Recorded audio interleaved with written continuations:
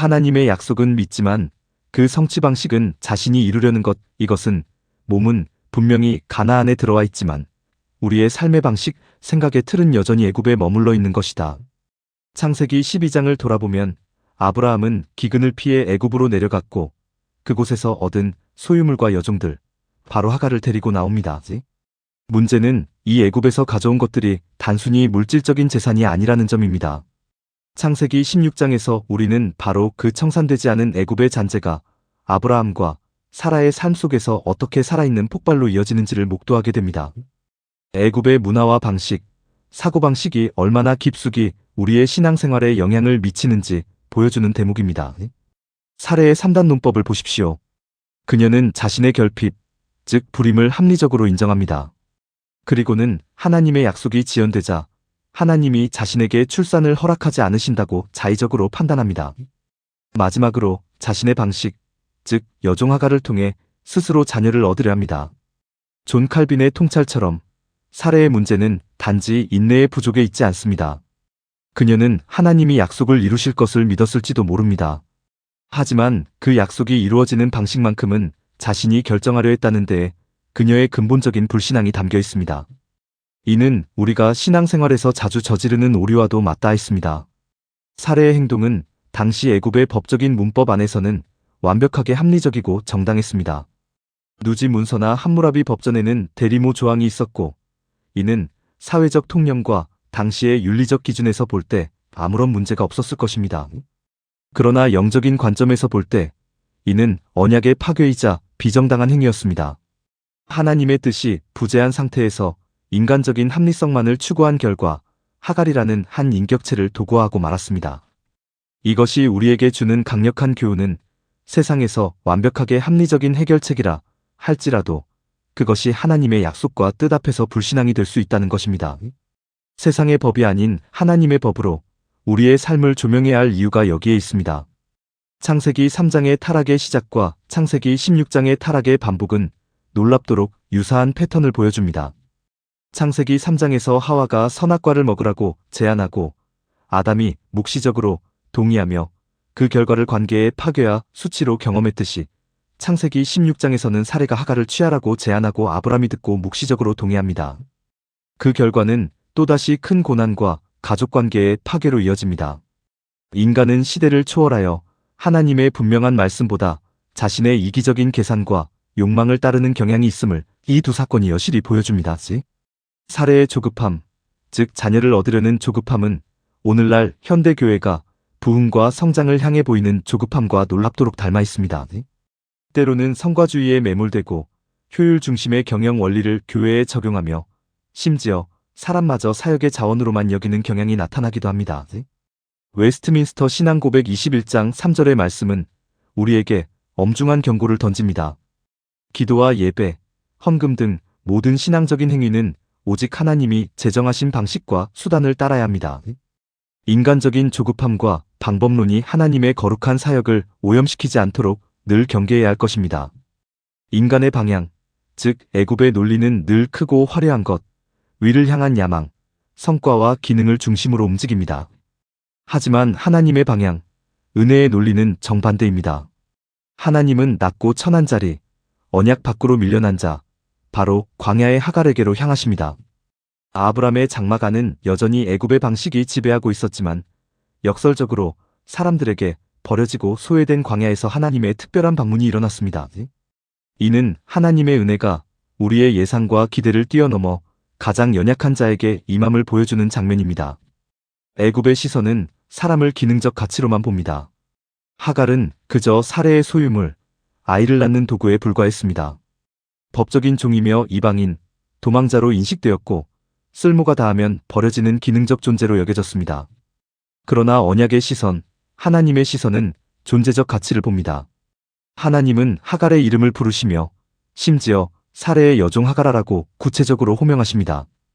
그녀는 단순히 도망자가 아니라 어디서 와서 어디로 가느냐는 질문을 받는 인격적인 대상이 됩니다. 하나님의 시선은 정보 수집을 넘어 존재 자체를 회복시키려는 긍휼의 시선입니다. 창세기 1장에서 하나님이 창조물을 보시고 좋았더라 하셨을 때 사용된 히브리어 라는 창세기 16장에서 하갈을 향한 하나님의 긍휼의 시선으로 다시 나타납니다. 하갈은 하나님을 엘로이, 즉 나를 살피시는 하나님이라 고백합니다. 하나님이 보신다는 것은 단순히 인지하는 것을 넘어 그 존재를 가장 소중히 여기신다는 의미입니다. 이방 여종 하갈이 광야에서 하나님께 직접 그 이름을 올려드린 이 사건은 구약 성경 전체를 통틀어 가장 강력한 역설 중 하나입니다. 인간에게 버림받은 자에게 하나님이 가장 먼저 찾아오시는 은혜를 보여줍니다. 미드바르, 즉 광야는 단순히 지리적인 공간이 아닙니다. 그것은 인간의 소리가 끊기고 죽음과 같은 침묵이 흐르는 고통과 침묵의 변곡점입니다. 하지만 이 침묵의 자리에서 역설적으로 하나님의 다바르, 곧 말씀이 들리기 시작합니다. 세상의 합리성과 우리 안의 소음이 멈출 때 비로소 하나님의 음성에 귀 기울일 수 있는 영적인 공간이 바로 광야입니다. 우리가 광야와 같은 고난의 시간을 통과할 때 오히려 가장 선명하게 하나님의 음성을 들을 수 있음을 기억해야 합니다. 하나님이 들으셨다는 의미의 이스마엘 이름처럼 하나님은 쫓겨난 여종 하갈의 울음을 들으셨습니다. 출애굽기에서는 감독으로 인해 고통받는 언약 백성의 부르짖음을 들으시고 출애굽을 시작하셨죠. 이 모든 들으심의 최종적인 성취는 마태복음 27장 46절 십자가 위에서 엘리 엘리 라마 사박다니, 즉 나의 하나님, 나의 하나님, 어찌하여 나를 버리셨나이까라고 외치신 예수님에게서 찾아볼 수 있습니다. 예수님은 십자가에서 버림받은 자, 광야의 하갈이 있던 바로 그 자리까지 내려오셨습니다. 하나님은 사람을 도구로 삼는 세상의 시스템 위에 구원을 세우지 않으십니다. 구원은 가장 낮은 곳에서 버림받은 자들과 연대하심으로 이루어집니다. 우리 안에는 두 개의 거울이 공존합니다. 사례의 거울은 기다리지 못하고 사람을 수단으로 통제하려는 가나안의 몸은 있지만 방식은 애굽에 있는 우리 안의 가해자적 자아를 비춥니다.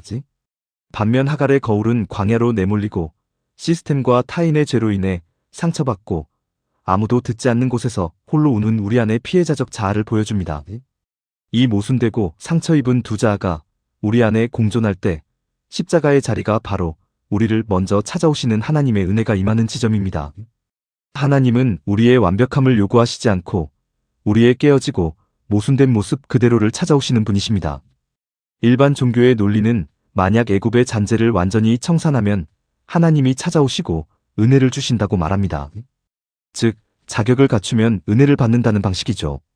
그러나 복음의 역설은 로마서 5장 8절에서 분명히 말합니다. 우리가 아직 죄인 되었을 때에 그리스도께서 우리를 위하여 죽으심으로 하나님께서 우리에 대한 자기의 사랑을 확증하셨느니라. 즉, 애굽의 잔재로 인해 여전히 무너지고 있을 때조차 하나님은 먼저 우리를 찾아오십니다. 마르틴 루터의 말처럼 하나님의 은혜는 자격 있는 자에게 오는 것이 아니라 자격 없는 자를 자격 있는 자로 만들기 위해 오는 것입니다. 이것이 복음의 본질입니다.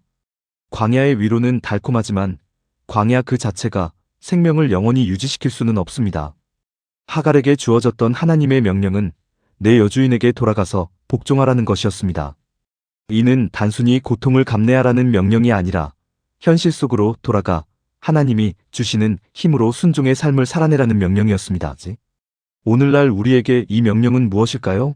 애굽의 방식을 끊어내고 우리를 살피시는 예수 그리스도 안으로 돌아가 주어진 현실 속에서 주님께 순종하며 살아내는 것입니다.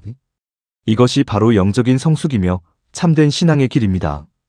이제 우리 자신에게 질문해 봅시다. 당신의 신앙생활 안에 당신도 모르게 가져온 애굽의 것은 무엇입니까? 세상의 성공, 논리, 효율성, 관계를 도구화하는 경향들은 없습니까? 그리고 지금 당신이 서 있는 광야와 같은 삶의 자리에서 당신을 살피시는 엘로이, 그 하나님을 진정으로 믿으십니까? 우리를 살피시는 하나님, 그분은 오늘도 우리의 무너지고 깨어진 자리로 아무런 조건 없이 먼저 건너오십니다. 그 은혜 안에서 진정한 평안과 소망을 발견하시기를 축원합니다.